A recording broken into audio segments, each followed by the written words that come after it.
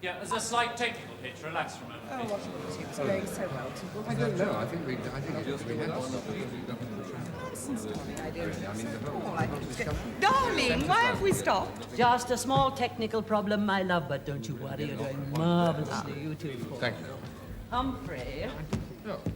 Shut that stupid picture that she goes off on that track. I don't want chunks of sociological insight on this program, especially not from her. And while you're at it, speed up my goals. Now, Temple has a special interest in this case, so for God's sake, let's hear what the man has to say. Yes, right, all right. It's all very interesting, isn't it, Mr. Temple? Do you think they're going to bring someone on in a minute to sing a little song? Don't be silly, Agnes. All right, stand by, everybody. Mr. Dean, and cue. Now, it does seem fairly conclusive from what we've heard and from what Mr. Margolis has been saying that both Mr. and Mrs. Walters were involved in crime. Yes, but were they involved in this particular crime? I mean, in the hijack? Because Yes, I think they were. Well, I don't No, think no, wait, Temple. Wait. Now, look, fact. A man leaves the getaway car carrying the money and he disappears. Now, I think that he handed that money on to Mrs. Walters, who was waiting to take it to a prearranged spot where the whole gang would meet up later for the share-out. And that's why she wasn't at home when you called with news of the crash. Exactly. But why was she murdered 6 months later? Because that's... Because I think that she double-crossed them all. When she discovered that her husband had died in that crash, she decided to keep all the money for herself. Now, I think it's as simple as that. And you mean the surviving member of the gang had a different idea? Ah, well, £60,000 is a lot of money. Yes, hence his motive for the murder. Ah, well, the job of establishing criminal guilt lies with the courts. Now, I'm sure that you're not unaware of that simple, basic principle of English justice. No, of course not. Nevertheless, it is true to say, isn't it, that at the time, everybody assumed that this man was the killer. Look, I may be awfully dim, but I suppose all this time we are talking about Bernard Donnelly. He was the surviving member of the gang, yes. All right, now we all agree it would be wrong to speculate that Bernard Donnelly is the killer. Still, perhaps you could give us something of his background. After all, it is central to the discussion to know something about him, isn't it? Well, there's no harm in that, I suppose. He's a professional. I mean, it's no secret, the police are still waiting to question him about his whereabouts on the day of that robbery. Well, you mean they haven't traced him yet, after all this publicity, I mean, surely. Come on, Temple. Donnelly's been gone to ground for some time now. You wouldn't find that too hard with all his criminal friends to help him. Bernard Donnelly knows the underworld like the back of his hand. Do you know what he's like, though, as a person? I just said, he's a professional. I'm sorry, excuse me, you were quoted in that newspaper article that Humphrey Dean read out just now as saying at the time that the killing of Lucy Walters reminded you of the worst kind of gangland killing. Right. So you think Bernard Donnelly was capable of that sort of crime? You're putting words into my mouth again, Mr. Temple. No, well, all right, then. Do you think that Bernard Donnelly, did he strike you as a man who was capable of violence? Oh, look.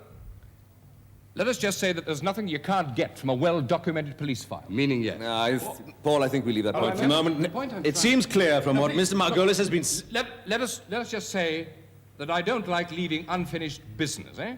Well, nor, incidentally, does the Chief Constable, which is why he allowed me to take part in this program. Miss Ardrey, do you have any points? See? Well, only to say that I researched the case before coming on the program, and I'm bound to agree with Mr. Margolis that the crime was committed by the missing gang member. I don't see what other well, alternative Drusilla, there is. I'm bound to wonder how thoroughly you researched it. Well, you I see. read the pathologist report, if that's what you mean. No, not exactly, but I suppose I do have an advantage Now, over darling, you. just because I'm a woman, that has nothing to do with it. No, I wouldn't dream of suggesting it has. I'm sure you'd look utterly charming in a policewoman's uniform. I was only... That's just the start. That's fine. Tighten on her. Darling, don't tell me they're going to get bitchy with each other. Well, that depends on how much she hates being proved wrong. Does Paul know something new about this case? Coming to two. Paul, you were saying? I was trying to say that Bernard Donnelly did not kill Lucy Walters. He couldn't have done. Rubbish. Excuse me. Mrs. Donnelly, would you mind coming up, please? Do forgive me, but I think this is somebody we should hear from. Thank you very much. Right up. Is this all right? Yeah. Could we have another chair? Thank you.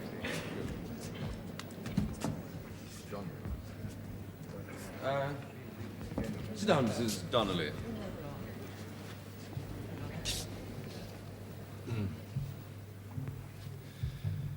Now then, would you tell us your name first of all? I'm Mary Donnelly. And you are? Bernard's mother, yes. Tell us about Bernard. What was he like, Mrs. Donnelly? Well, he wasn't a bad lad. Oh, he used to steal and all that, but he got that from his father. Bernard's had a lot of trouble in his life, hasn't he? wasn't very bright. He had to have special treatment. What for? Well, it was a bit silly. He couldn't, you know... Coordinate things. That's what the hospital said. Yes. In fact, he was mentally retarded, wasn't he? That's right. It wasn't our fault. There was nothing we could do. Did he live at home with you? Not very often. You see, there was these special schools. Then he went to London. After that, it was prisons. Yes, so you never really saw very much of him, did you? He always wrote. He was always very kind to me. And tell us what he was like as a person. Big and soft, really, and very gentle. Thank you very much. Well, no, Mrs. Donnelly, would you mind just waiting a few more moments? Well, there we are, then. A soft man and a gentleman, and yet this is the man that Mr. Margolis said committed a brutal gangland killing. That's quite a contrast in opinions. I wonder which of the two of you is right. Well, I think this is one occasion when you'll have to side with the expert. Oh, I quite agree with you. This man that you want for murder has been in hospitals, he's been in remand homes, borstals, prisons. That's a great and background, a lot of then, isn't it? psychiatrists have spent a lot of time trying to guide him back towards a normal sort of life. But it wasn't very well spent. My Bernie never killed no one. Quite. The one thing that all the experts agree on is that in spite of Bernard Donnelly's criminal behavior patterns, he would never resort to violence. Oh, you must admit, prison psychiatrists tend to go over the top on occasion. He would never resort to violence. Now, Mrs. Donnelly, you told me something when I met you last week. Would you mind telling us all again? Please take your time, Mrs. Donnelly. I think my Bernie's dead. He'd always write to me, no matter what trouble he was in. I'd get letters and postcards from him, no matter where he was. One time, Mr. Temple, he escaped from Boston. 5 months they were searching for him, yet each week I got my letters, same as usual. Love and kisses from Bernie. Each week, and now since... For 7 years, there hasn't been a word from him. Not one single word. He's dead, that's all.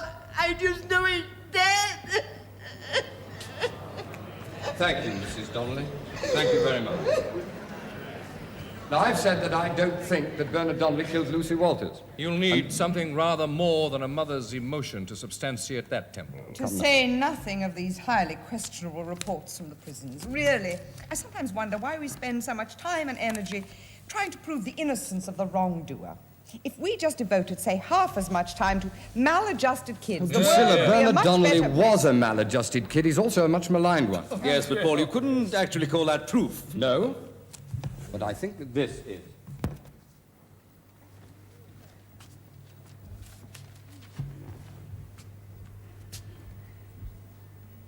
Paul, may I ask where you got it? Yes, it was dropped in my letterbox a week ago. Well, there's no date on it. It's not signed. It simply says Bernard Donnelly couldn't have killed Lucia Walczak because he died 6 months before she did. I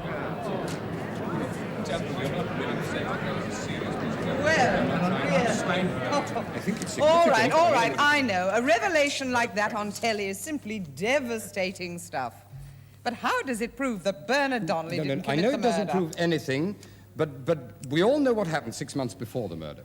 You mean the hijacking of the... Exactly, and that's why I think that this note is significant. Now, let's just suppose, for a moment, that Bernard Donnelly died in that crash and that it was one of the other men who got away. But he didn't. Both men, the driver and Walters, were identified by their wives. Well, what if Mrs. Walters was mistaken in her identification? But she wasn't. I think she was. I also think that this note was written by Lucy Walters' husband.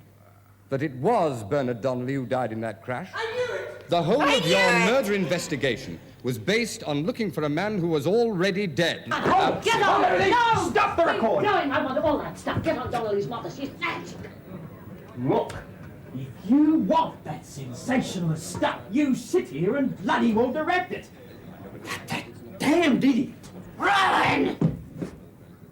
We have a few words. All right, break studio for 5 minutes. All right, we'll just hold it there, please.